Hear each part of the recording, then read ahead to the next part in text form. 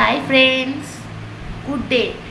আজ আমি তোমাদেরকে দেখাতে চলেছি যে আমার হেয়ার গ্লোয়িং করার জন্য যে আমরা পার্লারে গিয়ে আমরা হেয়ার স্পা করি, হেয়ার স্মুথনিং করি, তো সেটা করাতে হবে না। তো ঘরে থেকেই সেটা খুব সহজে করাতে যাবে এই শ্যাম্পু এবং এই জিনিসগুলো দিয়ে।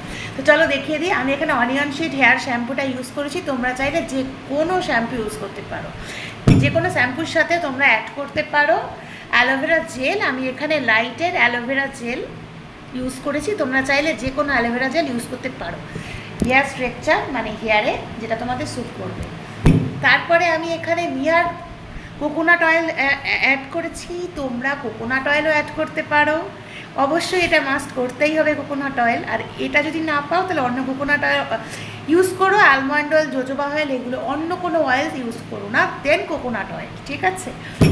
এবার আমি যেটা ইউজ করেছি সেটা হচ্ছে পাতিলেবু। তোমরা চিড়ে নিতে পারো অর্ধেক বা ফুল, যার যেটা হেয়ার স্ট্রাকচারে যতটুকু স্যুট করবে সেই লেভেল অনুযায়ী, ঠিক আছে। কারণ ড্যান্ড্রফ বেশি থাকে তারা একটু বেশি পাতিলেবু ইউজ করতে পারো।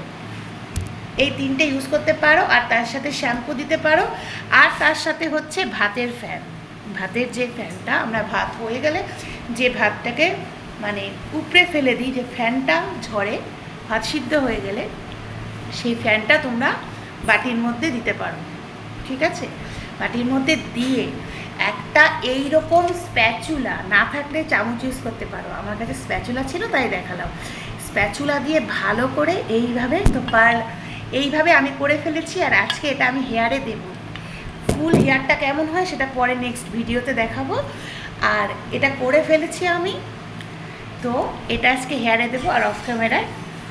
আর হচ্ছে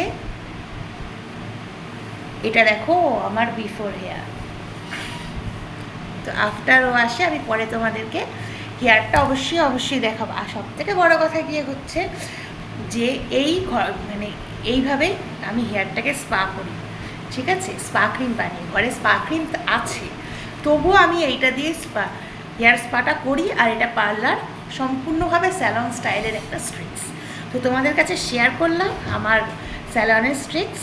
সবাই ভালো থেকো, আমার চ্যানেলটাকে সাবস্ক্রাইব করো। যদি কেউ আরও কিছু জানার ইচ্ছা হয় আমাকে কমেন্ট করতে পারো।